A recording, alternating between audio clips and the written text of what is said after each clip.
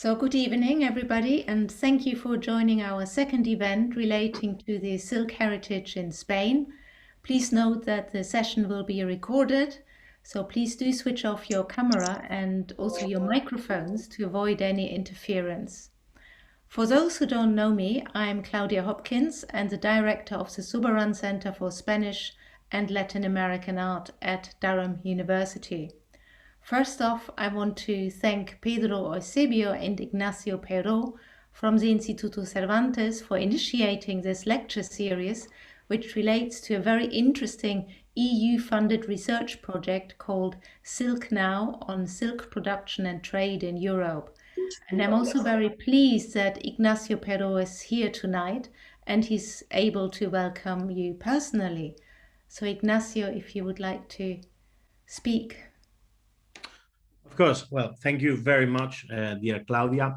And thank you to our guest speakers today, Ana Cabrera, Director of the Spanish Institute for Cultural Heritage, and Mar Gaitán, who is a researcher at the Universitat de València, University of Valencia. And of course, a big gracias as well to everyone attending this evening. Sadly, my colleague Pedro Eusebio, who is the director of the branches of the Instituto Cervantes in Manchester and Leeds, cannot be with us today. He himself and our wonderful staff in both centers are doing a splendid job with this Silknow series. However, the Silknow project is of the utmost importance, not only to the Instituto in Manchester or even the UK, but to our whole network. If you excuse the pun, it really weaves us all together, from our branches in Lyon or Palermo to the institutos in China, with a wide-ranging scope of activities, including talks, exhibitions, and the development of didactic materials to teach Spanish as a foreign language. This involvement of the Instituto Cervantes with the Silknow project is only reasonable if we consider its ambition. At the end of the day, Silknow is a truly European project, a project jointly chaired by 9 institutions of 6 different countries, from German and Italian universities to Slovenian cultural institutes, French research centers, or Spanish private companies. Our partnership allows us to aim to higher goals than we could have achieved each on its own. And thus Silknow is also working on a multilingual thesaurus of everything devoted to silk, an international congress under the name Weaving Europe, or a virtual loom of which we will have further notice this evening. Yet I would like to focus on how Silknow is enabling us to work hand in hand with local partners to foster knowledge about our common textile heritage. And we are extremely glad that Silknow has given us the best of pretexts to carry on our collaboration with the Soberan Center, which is both part of a center of scholarly excellence, the University of Durham, and one of the most exciting initiatives in cultural renewal to be found in Europe today, namely the Auckland Project. We at the Instituto hold this collaboration in the highest esteem. We are impressed with the work of Claudia Hopkins and her team, and we are also delighted that both Zurbarán and Cervantes have worked together since the very beginning. That is all from me, amigas y amigos. Claudia has the floor again, but please let me close these brief words highlighting how the collaboration between our institutions and also with associations like Artes is proving key to reaching an ever-increasing audience interested in the arts, and more specifically, Spanish and Latin American art. Muchas gracias. Thank you very much. Thank you very much, Ignacio, for your kind introduction and references to the Soberan Center. I'm delighted to introduce tonight's speakers. Our first speaker is Dr. Ana Cabrera, who is joining us from Madrid. She is a director of the Instituto del Patrimonio Cultural de España since last year, and previously she was the curator of historical fashion at the Museo del Traje in Madrid from 2018 to 2020. Before then, Maria Curie Fellow at the Victoria and Albert Museum from 2016 to 2018, and for a long time, between 2002 until 2016, she was curator at the National Museum of Decorative Arts in Madrid. Ana has curated many exhibitions. She's author of 4 books, several book chapters, and many articles about museum documentation, the history of the Museo Nacional de Artes Decorativas, and historical textiles. Dr. Ana Cabrera's lecture will give us a survey about silk production, silk heritage in Spain from around 1300 to 1700. And her lecture will be followed by a short presentation on the Silknow project by Dr. Mar Gaitán from the University of Valencia. Mar Gaitán has worked as a research assistant for the Silknow project from the very beginning. She holds a master's in cultural heritage and a PhD in art history from the University of Valencia. She's also a member of ICOM, that is the International Committee for Museums, and she specializes in digital humanities, heritage management, and communication. She has also worked for the International Center for the Study of the Preservation and Restoration of Cultural Property, ICLOM, and the National Office for the Preservation of Cultural Heritage. So before I hand over to our first speaker, I want to remind you to please switch off your microphone and also your camera, and please type any questions that you may have into the chat box. I will then field these questions after Ana Cabrera's talk, and then we will have further questions after Mar Gaitán's talk. So I'm handing over to Ana now. Ana, welcome to this session. Thank you for joining us tonight.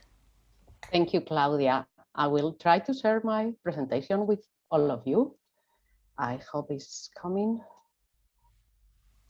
So I would like to thank you first to the Instituto Cervantes and the Durham University and Zurbarán Center with Dr. Claudia Hopkins for the invitation on this presentation.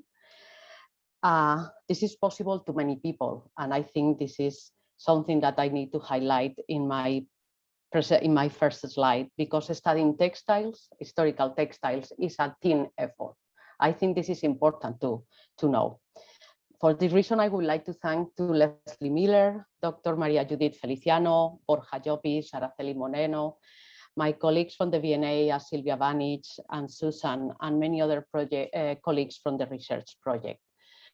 I also would like to explain you that many of the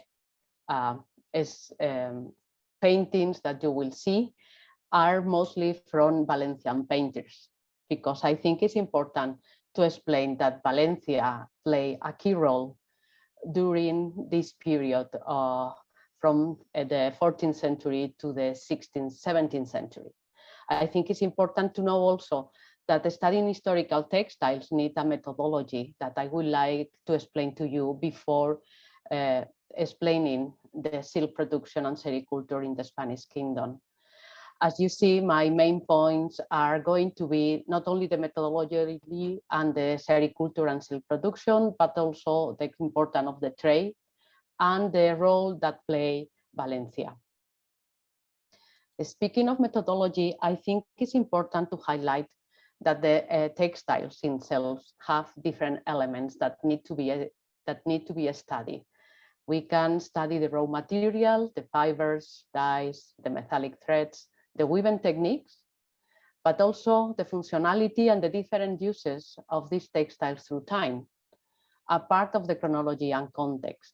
I think that it is also important to know that the techniques of study have evolved from just the study of the surface of the textiles to go a deep insight through the microscope and the analysis of dyes and the metallic threads. The use of digital image, as you will see in a moment, is really, really good. And I think this is important to highlight how the digital image has proved a very good tool to study historical textiles. And you will see as an example of the use and functionality. So speaking of the digital image, you have an example from the V&A, a silk velvet, cut and uncut velvet, that thanks to the digital image, as you see here, you see the difference between the cut and uncut areas that create the decoration. And also another feature or element of the textiles are the selvages. Here is the selvage of this textile. And what is important is that the guild regulation of the different silk centers have different regulation on the selvages, not only the color, but also the width of the selvage. And knowing this give you some clues about the possible provenance of the textile. I think it's important to highlight this kind of details. Another detail that is important of future of the textiles is that we have plenty of sources to explain textiles. We can have written sources from inventories, wills, guild regulation, tax records, literary works, and many of them has a lot of data about textiles. We can see, for example, the names, and also some details that give us some data in order to know more about textiles. For example, the material. Usually the records differentiate between silk, cotton, wool, linen, etc. The color, provenance, and sometimes the workshop. So we have a full array of different sources that help us to put in context the textiles. So for example, we have many words in Castilian from ciclatón, paño de oro, polimita, terciopelo, velvet, damasco. We have also names in Arabic and Italian, and all of them are explaining different kind of textiles that we can find in the Mediterranean and Europe from the 14th century to the 17th. As we can see, we have a lot of sources, and I want to go to the visual ones because we have a lot of manuscript illustration, paintings, sculptures, and cartoons, the designs that give us also information about the textiles, not only how the textiles were made. That's, for example, in this illumination from a manuscript, and you can see a loom, a twill loom possibly, or how the textiles were made, because the textiles were made through a cartoon, a design that was put on the loom by the weaver. This is really a high skill task, and this is the reason because the guilds has a very important role on the development of the silk industry. Talking about visual sources, I think that is really important to highlight that we have few textiles and even fewer complete garments or textiles in comparison with other work of art. And the textile description of sources is another, as you have seen already, a source, another good source for this. This is the reason because the combination of studies in textile is important, because we can have the depiction of the textiles, we have few fragments of textiles and even fewer garments, but all of them explain how the textiles were used, when, and when the textiles lose the favor of the public and became old-fashioned. And for example,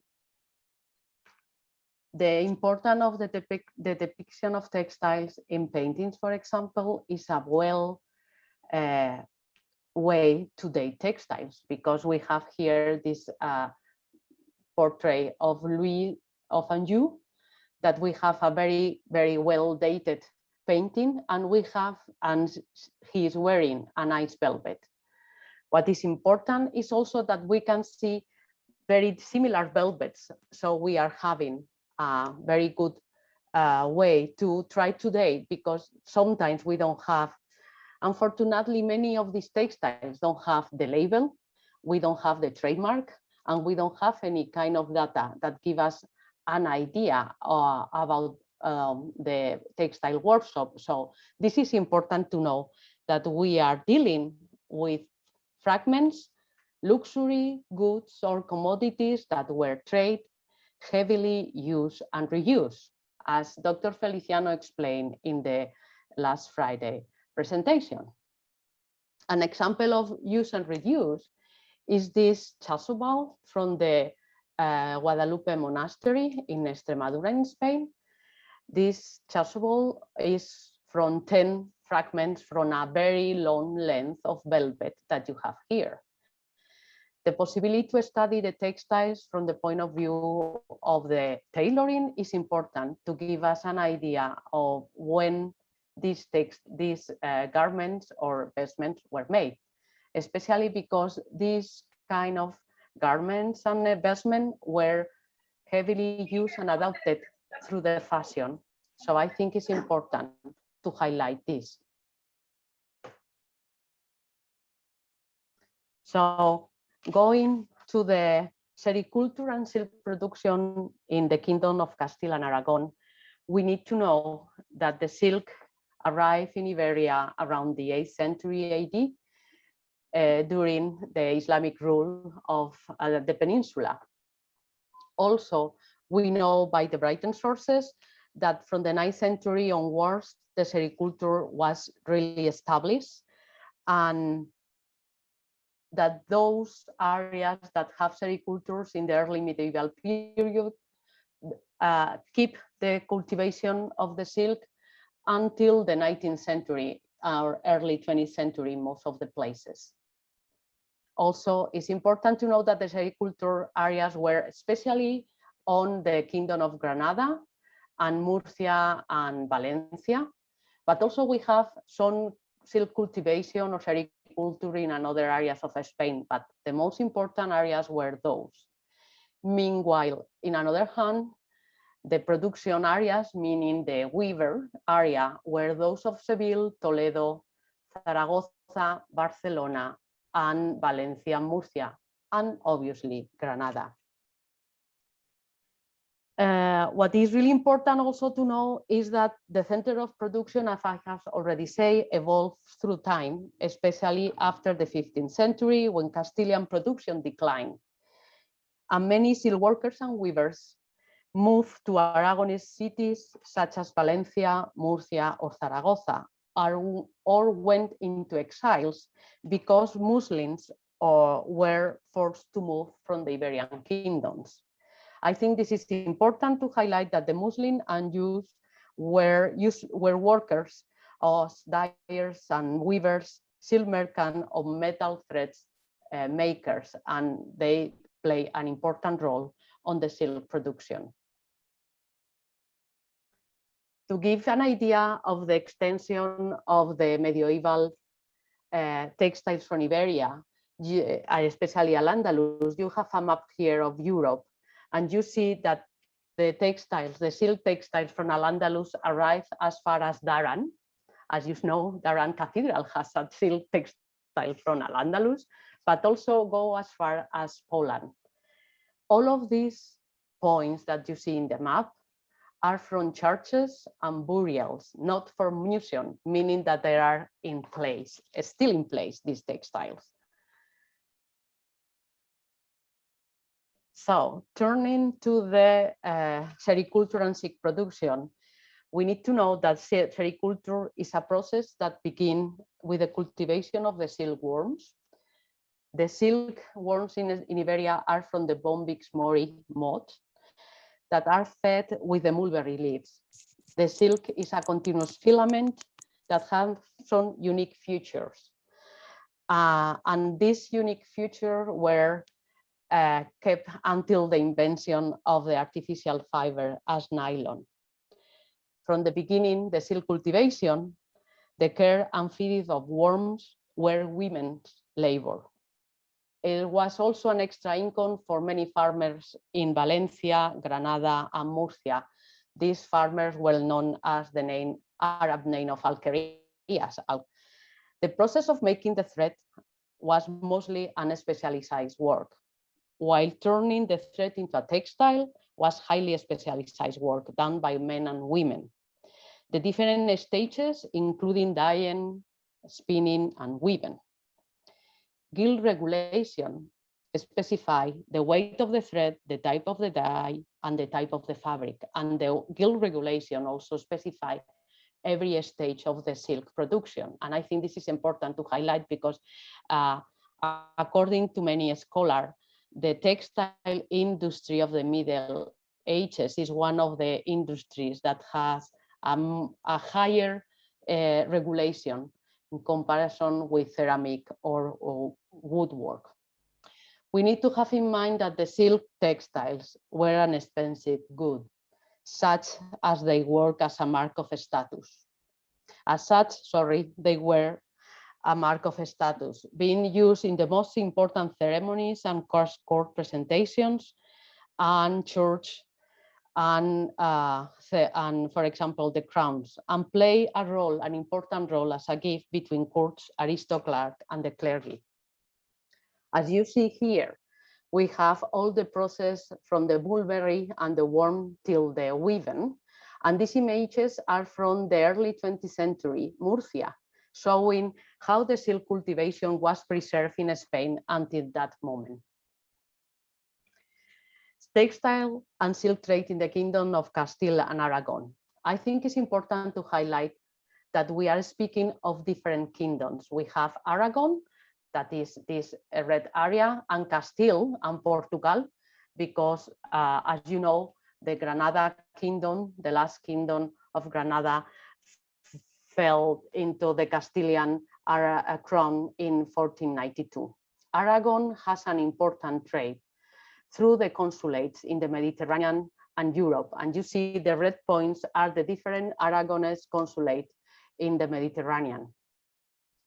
They trade with silk and textiles, but other products, and they were trade to and from Italy, Egypt, and the Near East. Meanwhile, Castile trade to Europe and the Americas in wool and silk.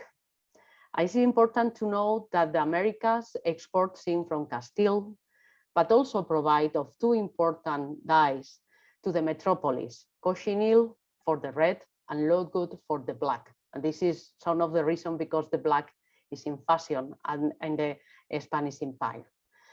This is important to note that also the Aragonese textiles and the Castiles have difference through the width of the fabric, but also on the gilt regulation. There are different gilt regulations in Toledo, Valencia, Seville, that give you an idea of the importance of this production in the Iberian kingdoms.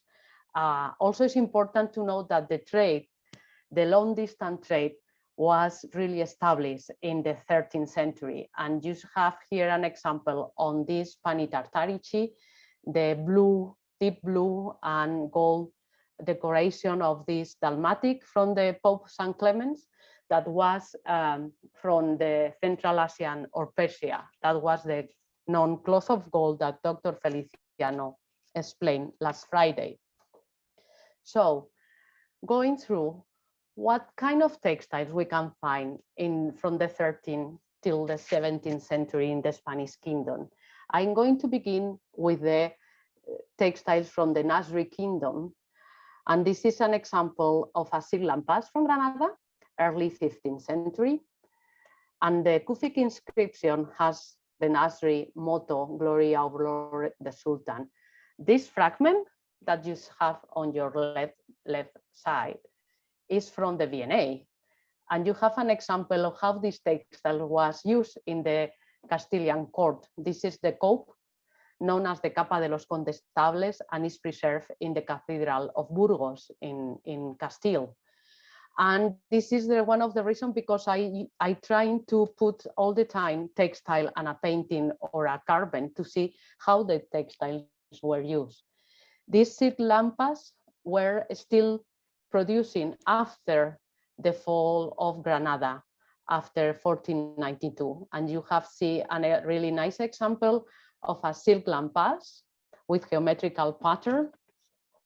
And you have here the painting by Janet de la Almedina around 1510, that you see how these textiles that were used mostly as a furnishing textiles, as curtains, for example, here the painting is using as the garment of the figure of St. Catherine.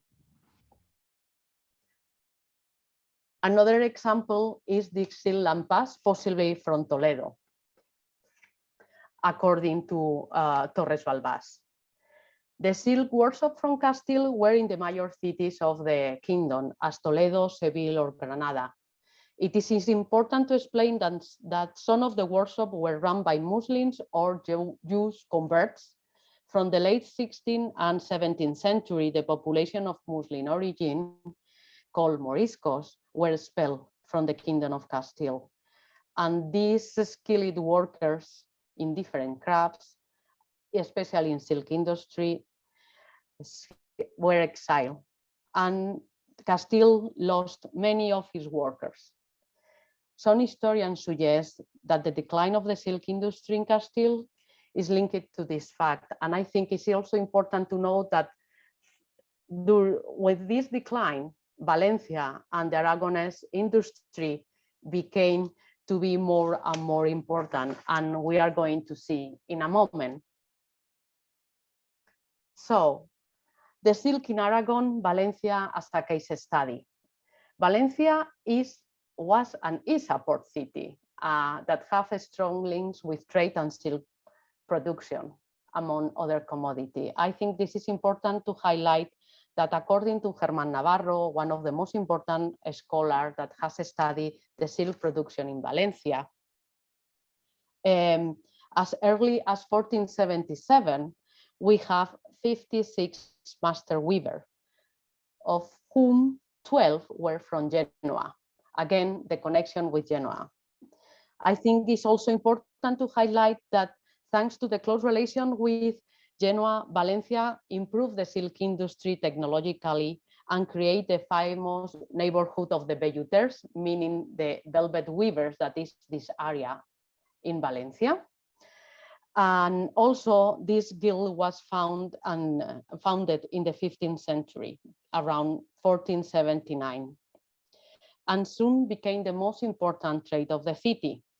This importance is shown on this building, that is the Lonja de la Seda, the market of silk, that was built in the Gothic period. And I think it's also important to highlight that in the 17th century became the major center of silk production of Iberia. Until then, Toledo was the silk leading producer in Spain. I like to explain that even if the guild is known as velluters, that mean the velvet weavers, doesn't mean that they only weave velvet. They were weaving all type of silk textiles, especially velvet, but also damask, taffeta, and especially brocatelle also. So you need to have in mind that there were not the guilds were not divided by weavers, but mostly but sometimes because of the fiber, meaning cotton, linen, etc. So you have here two very good examples of depiction of velvets. The velvets, as I have already explained, arrived to Valencia thanks to the Italian, Genoese, and Ligurian weavers. It was so strong, the influence of Genoa, that the Valencia adopted all the guild regulation from Genoa. This is really a key point because it's going to be quite difficult to differentiate between those velvet produced in Valencia and those from Genoa, being Valencia following the Genoa standards. As an example, the increasing arrival of the Genoese artisan in Valencia from the second half of the 15th century can be seen because of around 12,000 velvet weavers in the period of mid 14th century, early 16th century. The 40% of these were outside of Valencia, and around 370 from Genoa and Liguria. So give you an idea of the importance of the Italian presence in the velvet production of Valencia. So, as I have also already explained, that many of these things that we have in this slide, but I think it's also important to know how expensive were the velvets. And I think that you have here a comparison between the cost of a velvet from the higher quality to the low quality is more than the double of a damask, and obviously 3 times as a satin. All of them are silk textiles. How long takes to have a length of velvet? This is really important to know, because we are having, according to, again, Navarro Espinac, we really take a lot of time. And you have here a calculation.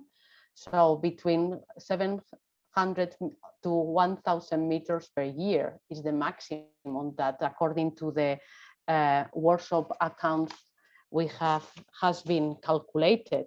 It takes 3 months to finish a length of the velvet. It's taking a lot of time, and also depending on the kind of velvet. If we are having just a cut velvet, 3-hide velvet, velvet with methyl thread weft, etc., is increasing the duration of the production. So we are in a very, very slow process that take a lot of time. And this is the reason, because the weavers are really high skilled men and women. Obviously, the data that we have from the Brighton sources are naming only males, men.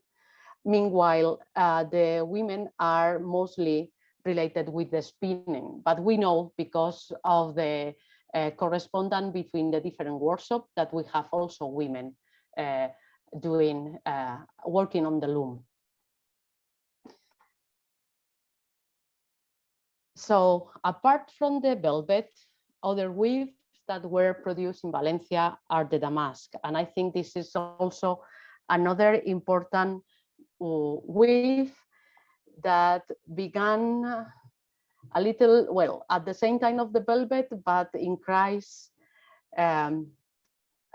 the presence on the furnishing and garments during the late 15th, 16th century and 17th century. And this is one of my last slides, because what I want to explain to you is that the textiles, velvet or damask, were produced in Valencia from this period of the 15th century until the end of the silk production in Valencia, that was the 19th century. But luckily, this city has a really important role on keeping this kind of production until now. And this is the reason, because it's so important, the silk and the silk heritage as a cultural heritage in Valencia. You have an example here of the painting by Cristobal Llorens, that you see that is wearing a tunic of white damask. And here you have an example of a white damask by the V&A.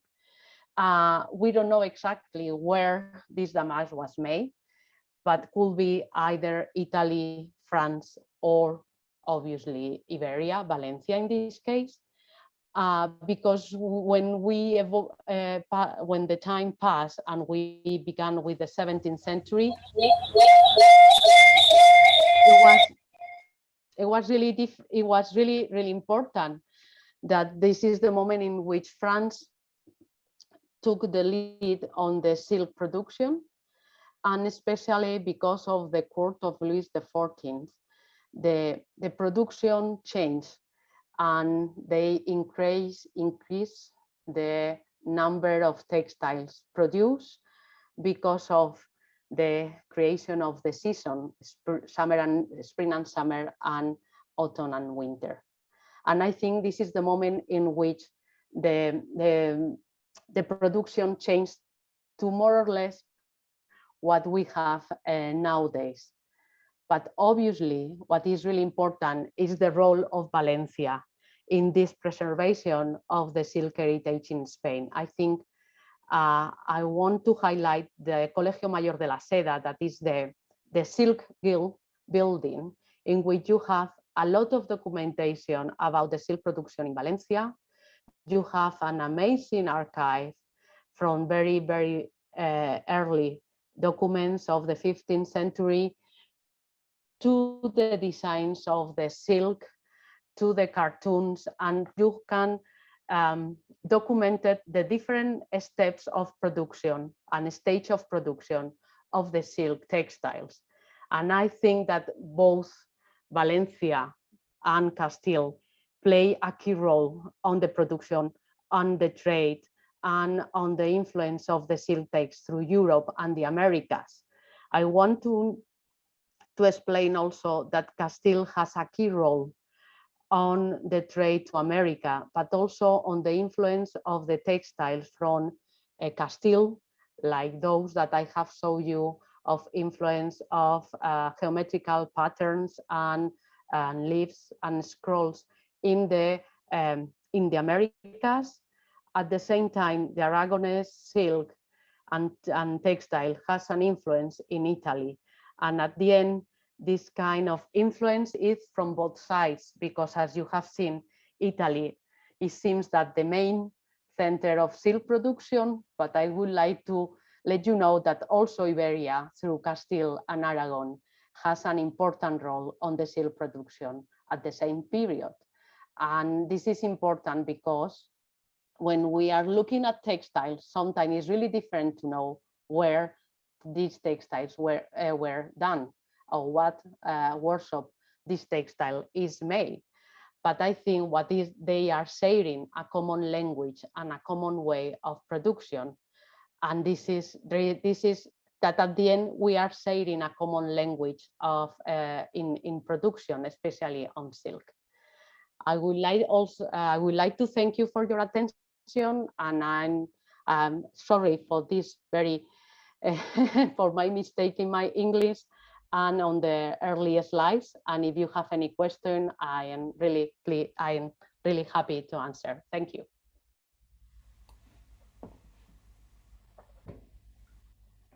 Thank you very much, Ana. I'm just looking at whether we have already.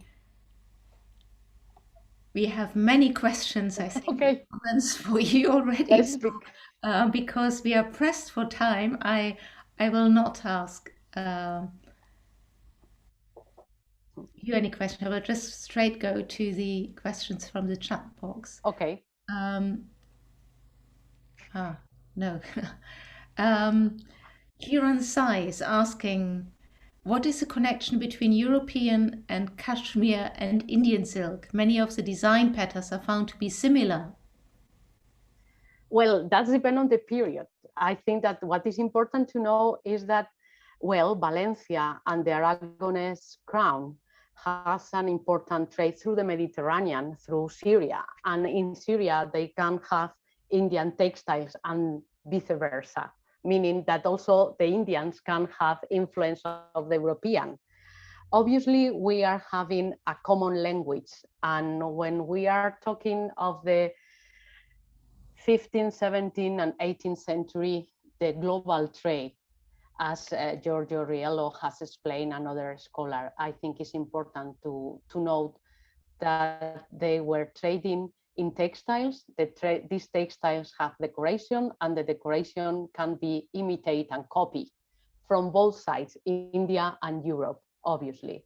So I think it's, you can have, that depends also on the period. What is also important to note is that, as you know, India has a different kind of silk, a local silk, and the effect is different. Thank you. Okay, here we have a new one from Cinta. Did the trade of Chinese silk have any impact in the Spanish silk industry?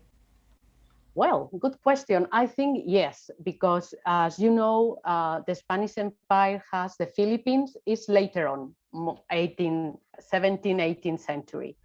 So we have an important trade from Canton, that's mean a port in China, through the Philippines that arrived to Mexico or Peru, and after arrived to the metropolis in Spain, to Seville.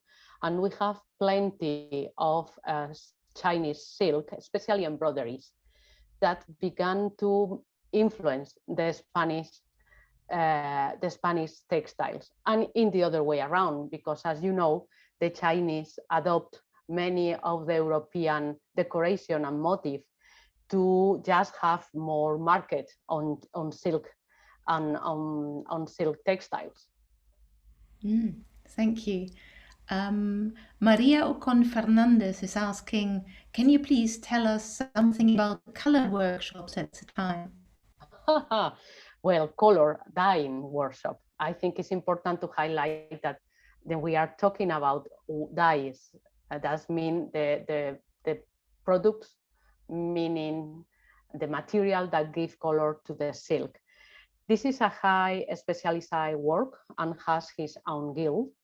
And most of the dyes came from plants or insects, as the kermes of the cochineal, and as the plants you have mother or weld for yellow, for example, mother for red.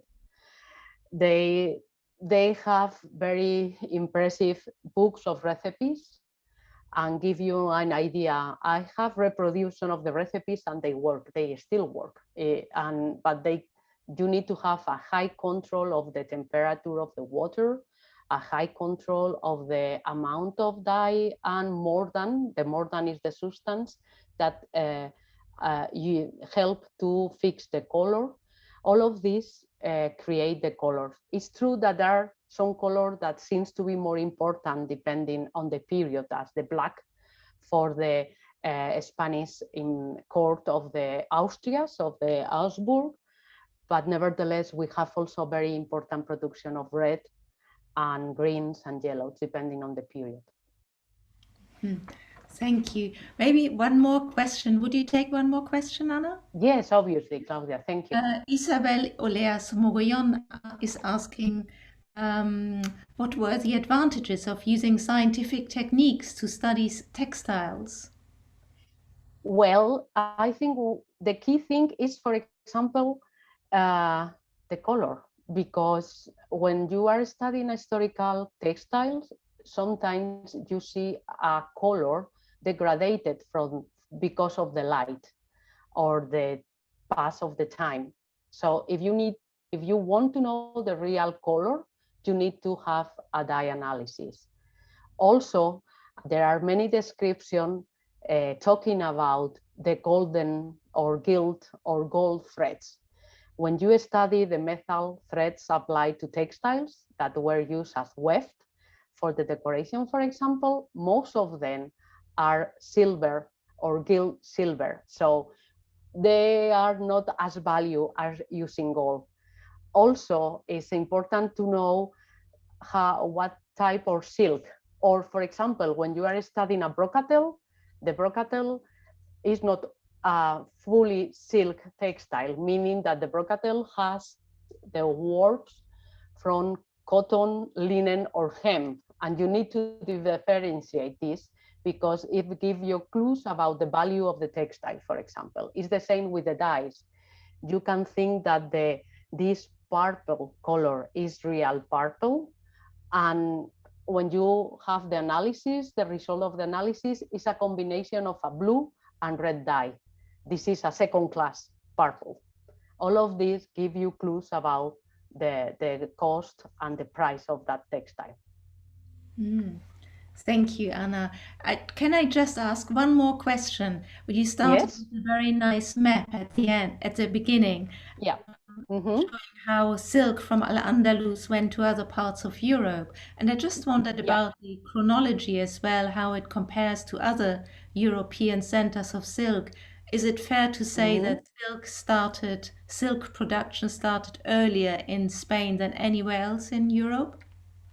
Well, obviously, yes, because we were the first place in Europe to have the silk cultivation from the 8th century.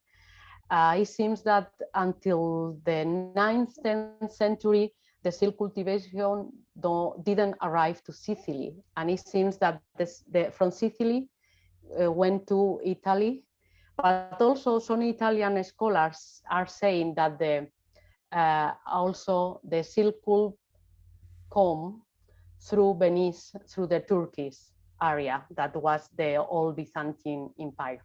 So it's still a lot to do and a lot to study, speaking of historical textiles. Okay. Thank you so much, Anna. It was a really Thank you to you. Thank you very much for your attention. Thank you. And please don't apologize for your English. As one of our commentators says here, we will all be very happy when our Spanish is as Well, it's still a little rusty, so sorry for that. Okay, so we are now going on to the second talk. Mar Gaitán is going to talk about the digital tools developed by the Silknow project. Mar Gaitán, welcome. If you would like to share your screen. Sure. Thank you, everyone. Okay, so. Yeah. Okay. So first of all, thank you for inviting us. It's my pleasure to be here after Anna. It was amazing talk. So wow, I'm overwhelmed after her lecture. So, but thank you for having us.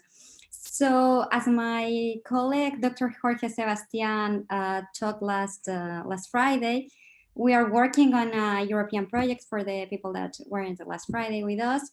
It's called Silknow.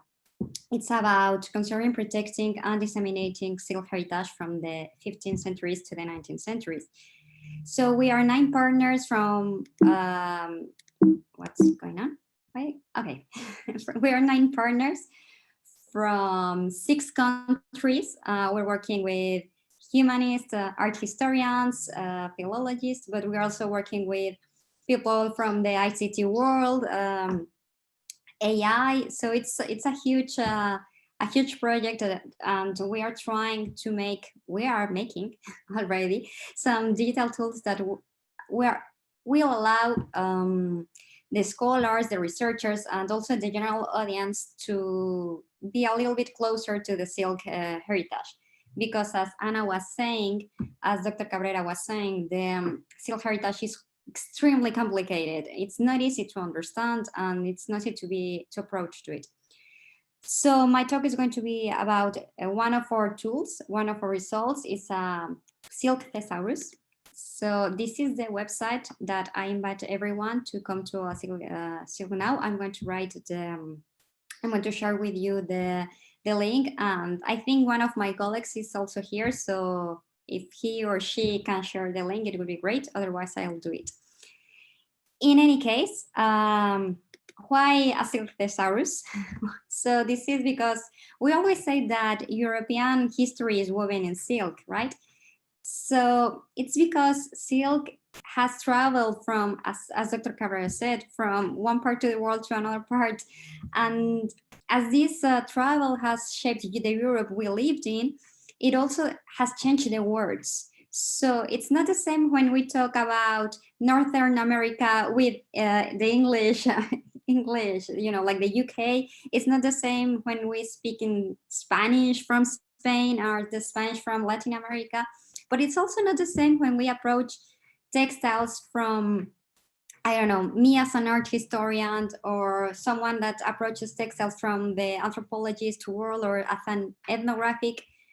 So yeah, words change in time and space, but also how we use the words. I mean, so this is why I put here in this in these images, you can see like different images from a sculptor, but also this is an exhibition that we did with modern textiles, silk textiles that are being produced right now. So silk is our past, but it's also our future. So words are our past, but words are also our future. So as Dr. Cabrera already shared this image, I want to share it also, because the silk heritage is not only the textiles, as she said. She also shared with us some mise en carte, paper point plan in English, but she also shared textiles. She also shared pictures, and she also shared this image, because this is intangible heritage. Silk, as she said, has also built our cities. This is the Belluters, this is Valencia here, but it also, we can find another neighborhood in Lyon called Le Quartier des Canuts, where also weavers created their their heritage. So, this is silk, but it's also literature. I mean, I know that here we have a lot of Spanish that you are studying Spanish, and you're also interested in the Spanish language. So this is Blasco Ibáñez talking about silk. So what are we going to do with all these words? So we decided that currently there aren't any, to our best of our knowledge, there aren't any thesauri that are specialized in silk. They are, of course, thesaurus that are specialized in cultural heritage in general. This is one example. This is the most well-known thesaurus, that is called the Getty, from the Getty Institute, the Art and Architecture Thesaurus. We also have some thesaurus from the UNESCO. We also have the Sieta vocabularies. But the fact is that these vocabularies are either really broad, or either they aren't interoperable, because this is something quite important. Because why do we want to have silk thesaurus? Because we want to help museums and researchers to standardize their catalog records. Because as art historians and as conservators in general, one of the main, how can we protect cultural heritage? Well, the first thing to do is to name it. We have our names, so also cultural objects have names. So, but we have to give them the proper names.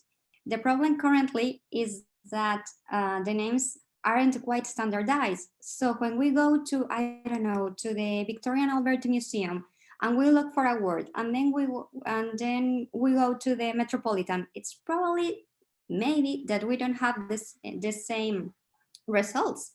So that's why we wanted to create a multilingual thesaurus dedicated to the specific vocabulary of historic silk textiles. That's why it's so important. So our silk thesaurus was like 3 years. It cost us 3 years to build it. It includes local and historical terms. It helps institutions to provide access to preserve silk heritage, and it serves as an example of the benefits of shared cataloging. So, this is like, to whom is dedicated this Silknow thesaurus? Of course, to researchers, to scholars, but of course also to the general audience. So how we made it? Well, 80% of our methodology was inductive. That means that we did a lot of research in the literature, and 20% was a deductive methodology.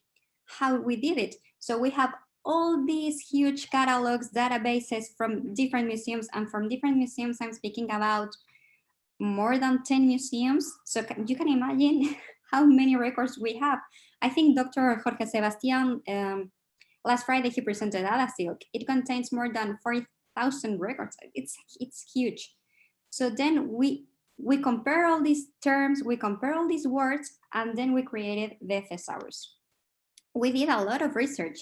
It means that we did research on specialized dictionaries, in general dictionaries, PhD theses, other thesauri, historical sources. Of course, we went to the Colegio Mayor de Arte de la Seda, as Dr. Cabrera said. We also did a lot of specialized books. So it was a lot of research. So we didn't do it alone, it's for languages. So, and this is something quite interesting, because it was made by art historians, philologists, but also weavers. And this is, I think, this is one of our main keys and our main advantages, that we knock the door to them and say, hey, can you share your knowledge with us? And of course, they were amazing, and they help us a lot. And thanks to them, we created this thesaurus, which is available in English, Spanish, French, and of course, Italian. So what's the difference between a dictionary and a thesaurus? Well, because a dictionary is like all the words, it's just a vocabulary, and a thesaurus have a lot of links together with the concepts. So we have a concept, let's say silk, and then we have a lot of relationships among these concepts. So the most basic one is equivalent. I put here Campbell, which is actually a medieval word. And it was like all these terms that comes together are their synonyms. So this is like the most basic one. We also have a hierarchical one. So that means that we have broader and narrower terms. In this case, the fundamental weaves, like tabby, for example, and then another that is associative terms. That means that it's related, but it's not an exact synonym. For example, damask and self-patterned. So this is how we select the terms. Of course, first we wanted to do like the most basic one to standardize museum terms, but then we have to use all the catalogs from the museums. And then we started to add like iconography, looms, equipment, colors, and so on. So up to now, we have more than 800 terms in 4 languages. It's a symmetrical thesaurus. That means that we have more or less the same languages, number of terms in Spanish, in English, in French, and Italian. So it's a lot, it's huge. And we are currently updating it. So I invite every scholar here to go to our thesaurus and give your feedback, please, in any languages. We're open to your knowledge because, it's a huge work. So of course we'll have some things that we have to do it a little bit better, I'm sure. So I wanted to share some screen live. I know as I knew that Dr. Cabrera was going to talk about velvets. So this is like when you go, you can write here your term, and then you have the preferred term, which is velvet. And then you have the definition, the broader term. That means that velvet is a weaving technique which has these other weaving techniques. And in order to make to put a concept in our thesaurus, we have at least 3 sources, 3 official literature. So it's not matter only like we decided to put this word. We really did a lot of research. So this is just one example of what you can find in our thesaurus. And another thing that I haven't said yet is that now is linked to Wikidata and also to the Getty Art and Architecture Thesaurus. That means that whatever you find, let's say on Wikidata, on Wikimedia, we did a lot of connections. So if it's an exact match, you can find also the images that are in Wikimedia, you will find it also here in our thesaurus. As I said, one of the main things that we wanted to protect was, of course, traditional languages. So that's why, for example, we kept the word espolino, which is a Valencian word and Spanish word. But we really wanted to preserve language and the importance of this type of textiles. And I put this example because it was awful for us, for the Spanish speakers, because you in English have 2 words for hilo. You have thread and you have yarn. And in the rest of languages, we only have hilo, fil, or filo. So imagine for us how was to do this. One day our colleague that did the English thesaurus told us, okay, I have thread and I have yarn, match it. So it was really complicated, and we solved it with a lot of discussions, with a lot of research. It seems that it was quite simple because, thread, hilo, but it wasn't simple at all. So this is the kind of things that we have to solve, because sometimes in one language, you only have one concept or one to refer to a single thing. And in other languages, you have 2 or 3. And as is a symmetrical thesaurus, we have to find the matches between words. And when I say matches, we also have to find the historical matches, and also go deep into the word. So we solve it by adding these kind of qualifiers. So thread is hebra, and yarn for us is the hilo. So this is the kind of things that we have in the thesaurus. Of course, you see, like we have these exactly matching concepts with Wikidata. So I think it's quite complicated. Now that I say it, maybe it seems easy or I don't know how to say it, but it was a huge work. I didn't want to do a lot because I know that we have few time to speak. So this was a really fast thesaurus explanation. But I wanted to share. I'm still sharing my screen, right? Okay, so this is a live. the Silk Thesaurus. So you have as Dr. Cabrera was talking about sericulture. So I chose this term. Here you have the definition. Here you have the broader, as it is related matched with the Getty. Here you have the broader concept. Related concept, of course, is silk.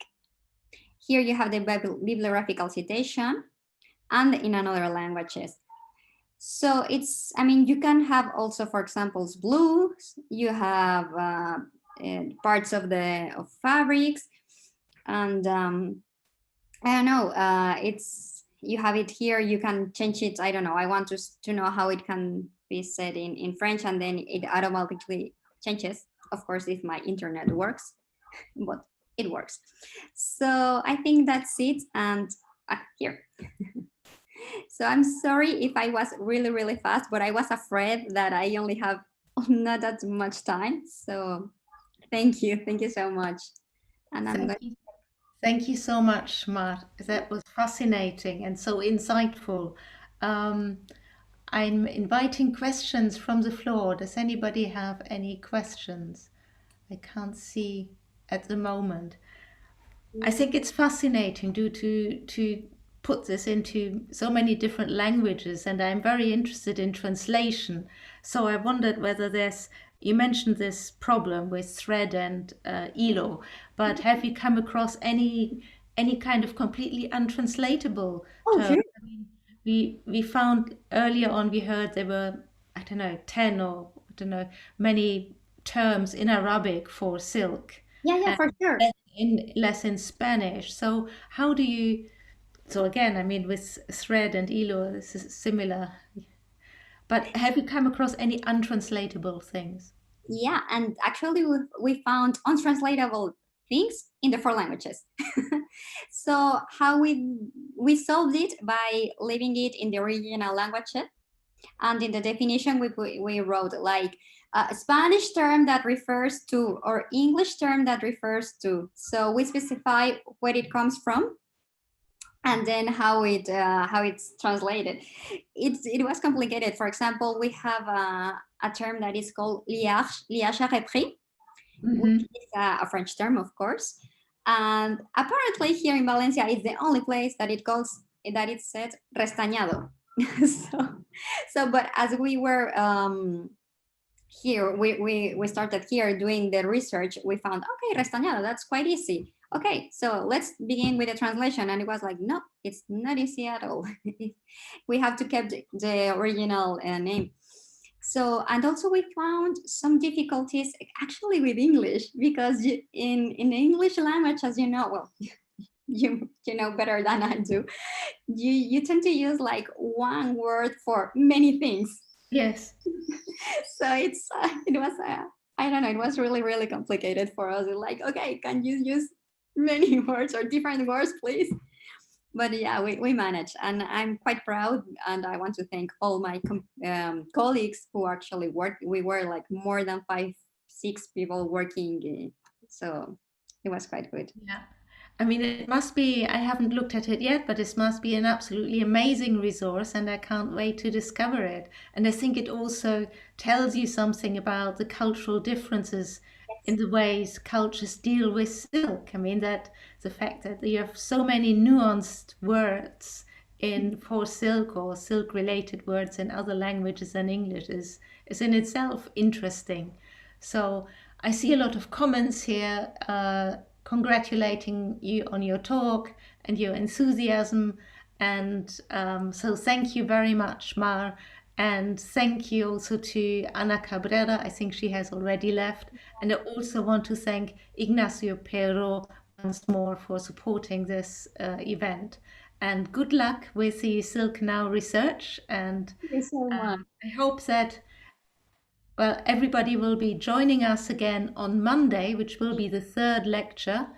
And this will be given by Professor Chris Carr from Leeds, and one of your colleagues, Mar, is Cristina Portales. Yeah, Dr. Portales. She's going to talk about another result. It's called the virtual loom. I don't want to, leave the cat out of the box. So I'm just going to say that it's a virtual loom, and that's it.